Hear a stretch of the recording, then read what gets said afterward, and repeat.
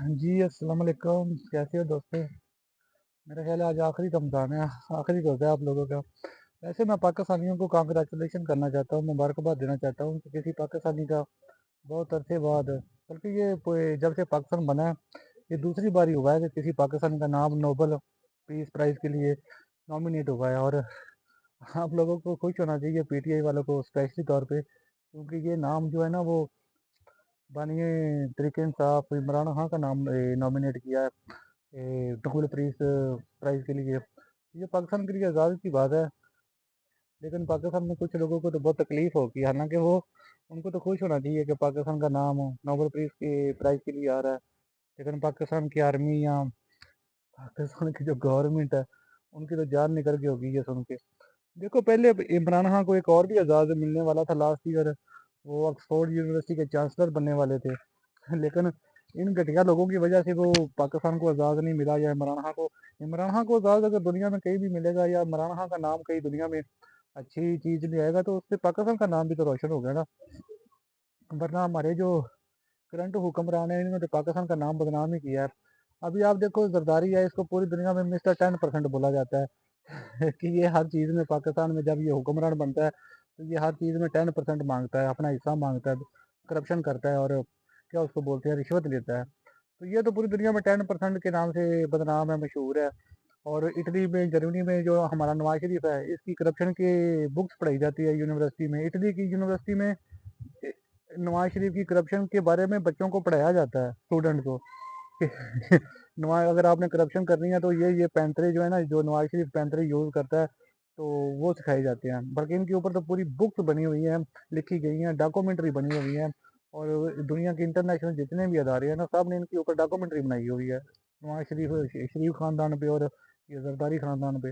تو ایک ہی پاکستان کا لیڈر ہے جو جس کو جب بھی یعنی کہ پوری دنیا میں اس کا نام لیا جاتا ہے تو اچھے لفظوں میں لیا جاتا ہے۔ کبھی وہ آکسفورڈ یونیورسٹی جو دنیا کی سب سے بہترین اور ایک نمبر یونیورسٹی ہے، کبھی اس کے چانسلر کے لیے اس کو نامزد کیا جاتا ہے، کبھی نوبل پیس پرائز کے لیے نامزد کیا جاتا ہے۔ اس سے پہلے میں آپ کو بتا دوں، اس سے پہلے صرف ایک پاکستانی لڑکی ہے جس کو 5-7 آج سے 10-15 سال پہلے 5-7 نا گولیاں لگی تھیں، طالبان نے یا دہشت گردوں نے ماری تھی، ملیلا یوسف زئی، تو اس کو لندن لے گئے تھے، اس کا علاج یو کے میں ہوا تھا، تو وہ بچ بھی گئی تھی، اور اس کے بعد اس کو نوبل پیس پرائز ملا تھا۔ اور اس نوبل پیس پرائز کی اتنی ویلیو ہے کہ ملالا یوسف زئی ایک مطلب ایک پشتون کے ٹرائب سے تھی، وہ کے پی کے سے۔ ابھی اس کو پوری دنیا نے، دنیا کے جو ٹاپ 5 کنٹری ہیں نا، جو رچ طاقتور کنٹری ہیں، اس نے اپنی نیشنلٹی دی ہوئی ہے۔ ملالا یوسف زئی کیا وہ کوئی پروفیسر ہے، یا اس نے کوئی کینسر کا علاج کیا ہے، یا اس نے کوئی نئی ایجادات کیا؟ کچھ نہیں کیا، صرف اس کو نوبل پیس پرائز ملا ہے اس لیے دنیا کے 5 بڑی جو کنٹری ہے نا، جیسے امریکہ ہے، کینیڈا ہے، یو کے ہے، یا یورپ کے کنٹری ہیں، ان لوگوں نے اپنی نیشنلٹی دی ہوئی ہے اس کے پاس۔ وہ 5 نیشنلٹیاں، 5 پاسپورٹ کیری کرتی ہے ملالا یوسف زئی، صرف نوبل پیس پرائز اس کو ملا ہے اس وجہ سے۔ تو وہ تو چلو پاکستان کو چھوڑ ہی گئی، میں تو اس کو غدار ہی سمجھتا ہوں وہ کمیٹی، مطلب اس کو جب سے نوبل پرائز ملا ہے وہ پاکستان کو تو منہ ہی نہیں لگاتی، اس نے پاکستان کی نیشنلٹی بھی ختم کر دی ہے۔ تو یہ خان کو دیکھو، دوسرا پاکستانی خان ہے جس کو نامینیٹ کیا ہے، ابھی ملا تو نہیں ہے، لیکن مطلب اس لسٹ میں تو ان لوگوں نے اتنا قابل تو سمجھا ہے نا، مطلب قابل سمجھا تو اس کو نامینیٹ کیا ہے نا نوبل پیس پرائز کے لیے۔ اور دوسری بات میں یہ آپ کو بتا دوں کہ جو نوبل پیس پرائز ملتا ہے نا، یہ امریکہ نہیں دیتا، یہ ناروے دیتا ہے۔ اسکینڈینیون جو 4 کنٹری ہے نا، ناروے، ڈینمارک، سویڈن اور فن لینڈ، یہ جتنے بھی پیس سے ریلیٹڈ یا جتنے بھی نوبل پرائز ہوتے ہیں نا، یہ لوگ نامینیٹ کرتے ہیں۔ تو جو پیس پرائز ہے، نوبل پیس پرائز، یہ جو ہے یہ صرف ناروے ڈیسائیڈ کرتا ہے، یعنی کہ ناروے گورنمنٹ ڈیسائیڈ کرتی ہے کہ انہوں نے کس کو دینا ہے نوبل پیس پرائز۔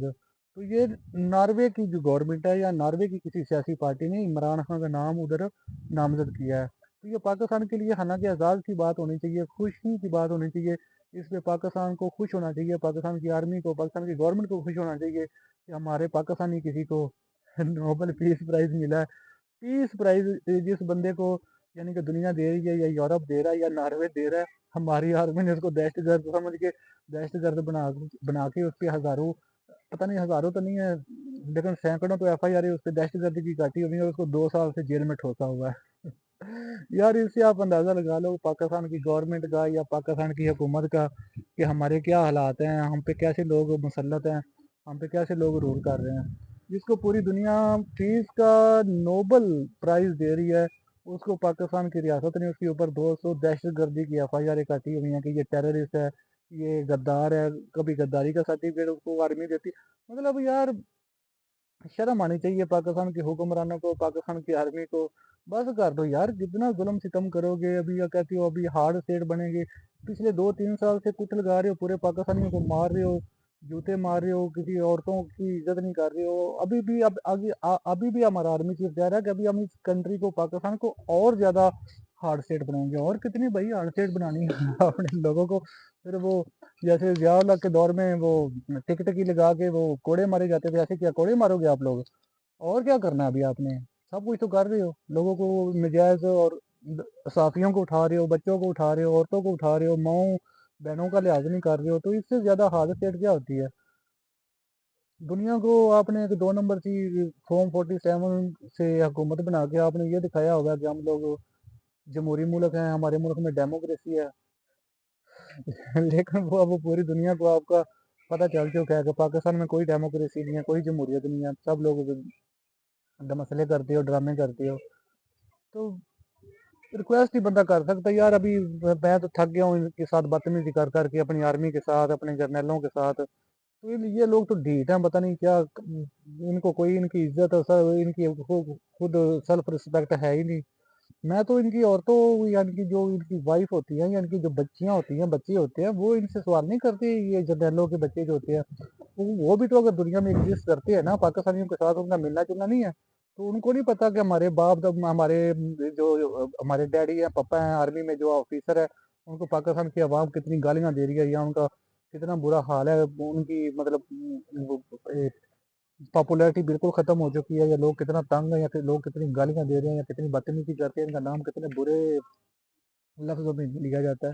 تو یہ تو ایسے لگتے ہیں جیسے ہمارے آرمی جرنیل جو ہے نا، وہ ایلین ہے. مطلب ان کو پاکستان کے 25 کروڑ عوام کا کوئی غم نہیں ہے، کوئی دکھ نہیں ہے، کوئی فکر نہیں ہے کہ ان کے ساتھ سختی کر رہے ہیں تو یہ ہمیں گالیاں دیتے ہیں.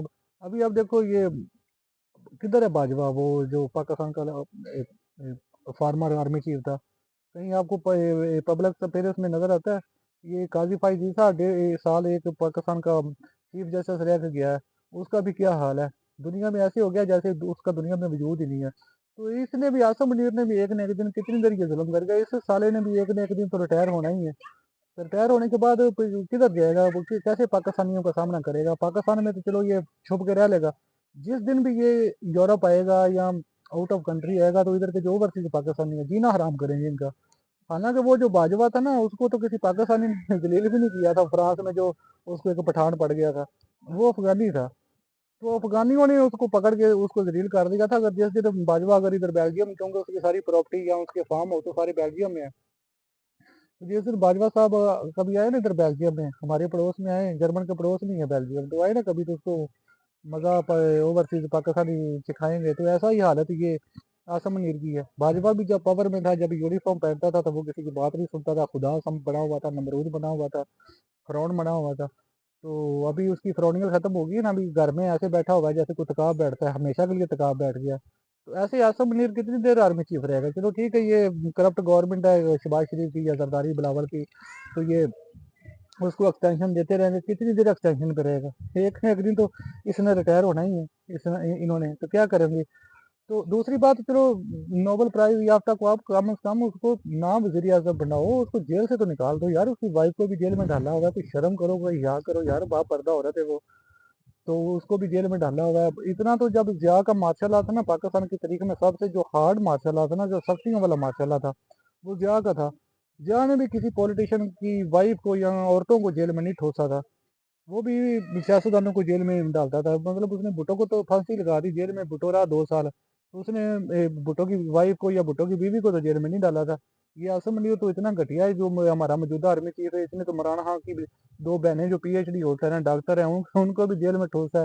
عمران خان کی وائف کو بھی جیل میں ٹھوسا ہے، اور عمران خان کو بھی 2 سال سے ٹھوسا ہے. بھائی یار، یہ لوگ ابھی قسم سے، جب یہ سارا سسٹم ختم ہوگا نا، جب یہ ان کے مظالم، یا ان کے جو یہ بربریت کر رہے ہیں پاکستان میں، جب یہ ختم ہوگا نا سارا سسٹم، تو پھر لوگ جب کمپیریزن کرے گا نا ضیاء کے مارشل کے ساتھ، یا مشرف کے مارشل لا کے ساتھ، یا ایوب کے مارشل لا کے ساتھ، तब लोगों को रियलाइज होगा कि ये इस आसम मुनीर का मार्शल लॉ कितना सख्त और कितना हार्ड था। क्योंकि ये तो 2 गुना नहीं, मैं कहता हूँ 1000 गुना ज्यादा सख्त मार्शल लॉ लगा हुआ है पाकिस्तान में, जो जिया के दौर में था। जिया के दौर में तो देखो ना सोशल मीडिया था, ना कोई दुनिया की इंटरनेशनल को न्यूज़ चलती थी पाकिस्तान की। अभी तो देखो इतना जदीद दौर है पाकिस्तान में, यानी कि सोशल मीडिया, हालांकि ये कोशिश करते हैं नेट शेट बंद करने की, ट्विटर बंद किया हुआ है, इनकी फुली कोशिश है पीका का कानून बना के कि सब लोगों के मुंह बंद कर दिया जाए, हमारे खिलाफ कोई बात भी ना करे। लेकिन फिर भी लोग बात करते हैं, लोग उठाते, वो आवाज उठाते हैं अपने हक के, अपने हकूक के लिए। लोग जब जिधर जुल्म होता देखते हैं या बुराई होते देखते हैं तो लोग उस पर आवाज उठा रहे हैं, दुनिया तक हमारी आवाज पहुंच रही है। लेकिन दुनिया क्या कर सकती है यार, दुनिया को भी हर कंट्री को अपने अपने मफाद जो होते हैं ना, वो हर कंट्री देखती है। लोग अपने मफाद पहले देखते हैं, दूसरों के मफाद बाद में देखते हैं। अभी हम चाहे अगर देखा जाए, अमेरिका पूरी दुनिया में डेमोक्रेसी का मामा चाचा बनता है, कि वो कहता है कि अगर मेरे साथ किसी ने दोस्ती रखनी है या मेरा गुड लिस्ट में रहना है तो अपने मुल्क में डेमोक्रेसी रखो। लेकिन अभी तो पाकिस्तान में डेमोक्रेसी नहीं है। लेकिन अमेरिका कुछ नहीं कर रहा, अमेरिका कुछ इसलिए नहीं कर रहा क्योंकि अमेरिका को पाकिस्तान की आर्मी की जरूरत होती है, उसके मफाद पाकिस्तान की आर्मी के साथ है। पाकिस्तान के 25 करोड़ आवाम का अमेरिका ने अचार डालना है, तो आर्मी उसको बस खुश कर देती है। देखो आपने लास्ट मंथ सुना होगा कि इन्होंने एक कोई दहशतगर्द अमेरिका को मतलब था, जिन्होंने जिंदा पकड़ के दिया है। हालांकि आज तक पाकिस्तान की आर्मी ने हमारे जो दहशतगर्द, जिन्होंने हमारे गुनाह किए हैं, जिन्होंने हमारे एपीएस के बच्चे मारे थे, इन्होंने आज तक वो बंदा तो आज तक जिंदा नहीं पकड़ा। यहाँ पाकिस्तान में जितनी दहशतगर्दी होती है या टेररिस्ट के अटैक होते हैं, तो पाकिस्तान आर्मी इधर तो कोई जिंदा बंदा नहीं पकड़ती। इधर तो बस शाम को हमें खबरों में ये पट्टी चला के बता दिया जाता है कि लो जी 10 बंदे जहन्नुम वासल कर दिए, 10 दहशतगर्द जहन्नुम वासल कर दिए। तो अमेरिका ने जब बंदा इनसे जिंदा मांगा तो उसको जिंदा इन्होंने पकड़ लिया, हमारे बंदे क्यों नहीं पकड़ते? क्योंकि इनके पास बंदे है ही नहीं, ये खुद ही टेररिस्ट क्रिएट करते हैं, खुद ही मिल मिला के ये सारा कुछ करते हैं, सिर्फ अपनी पाकिस्तान में रेलिवेंट जिंदा रखने के लिए। पाकिस्तान आर्मी सिर्फ ये करती है, अपनी रेलिवेंट जिंदा रखने के लिए पाकिस्तान मासूम लोगों को मरवाते हैं और दहशतगर्दी का बहाना बना देते हैं। अभी बलोचिस्तान में जो ये कर रहे हैं, बलोचिस्तान पे देखो, बलोचिस्तान भी देखो पाकिस्तान का सूबा है ना, मतलब पाकिस्तान का 47% जो एरिया है ना, रकबा है, वो तो सिर्फ बलोचिस्तान है। वहाँ पे मिनरल है, वहाँ पे कुदरती वसाइल हैं बहुत ज्यादा, पूरा आर्मी ने कंट्रोल किया हुआ है। क्यों नहीं बलोची लोगों को, मतलब सुई गैस सुई से निकलती है, सुई बलोचिस्तान का सिटी है या शहर है, वहाँ से गैस निकलती है, वहाँ से गैस निकल के वो पहले पंजाब में आती है, फिर कराची में जाती है, तीनों सूबों में वो घूम रही है, लेकिन बलोचिस्तान के लोगों को वो गैस नहीं मिल रही। जिधर से निकल रही है वहाँ के लोगों को नहीं मिल रही। ये आवाज उसने भुगटी ने उठाई थी, तो उसको मुशर्रफ ने मरवा दिया था। ठीक है, इनके पास बहाना ये होता है कि क्योंकि लाहौर बड़ा शहर है, इंडस्ट्रियल है, इंडस्ट्री चलाने के लिए गैस का होना उधर ज़रूरी है, और कराची में इंडस्ट्री है तो कराची में गैस जाना ज़रूरी है। लेकिन यार कोयटा में, कोयटा भी ज़रूरी है, कोयटा भी हमारा कैपिटल सिटी है, सूबे का वो कैपिटल है। कोयटा के लोग भी मैटर करते हैं, वो लोग भी पाकिस्तानी है, उनको भी जो जो सहूलतें लाहौर के लोगों को मिल रही हैं, जो सहूलतें कराची के लोगों को मिल रही हैं, वो सहूलतें कोयटा के लोगों को भी मिलनी चाहिए। कोयटा के लोगों को क्यों इग्नोर किया जाता है? क्या आप अपनी ईमानदारी से बताओ, अगर आप लोगों ने कभी भी जिंदगी में कोयटा का विजिट किया है, लाहौर वालों ने या इस्लामाबाद वालों ने या कराची वालों ने, क्या वो इस स्टैंडर्ड का सिटी है जिस स्टैंडर्ड का लाहौर है, या जिस स्टैंडर्ड का पेशावर है, या जिस स्टैंडर्ड का कराची है? वो तो अभी भी ऐसे लगता है जैसे 200 साल पुराना किसी राजा महाराजा के दौर का वो पुराने खंडरात का जैसा कोयटा शो करता है। उसकी जो नेचुरल ब्यूटी है वो तो चलो है, लेकिन आज तक वहाँ की गवर्नमेंटों ने क्या किया है कोयटा सिटी के लिए? तो बस जो बलोच वो आवाज उठाएगा, जो बलोच वो बात करेगा, अपने हकूक पे बोलेगा, उसको ये गैप कर देते हैं, उसको मार देते हैं, दरियाओं में फेंक देते हैं, उनकी लाशें भी नहीं देते हैं उनको। अगर लाशें देते नहीं है तो उसको चेहरा मकस करके देते हैं ये हमारी आर्मी वाले।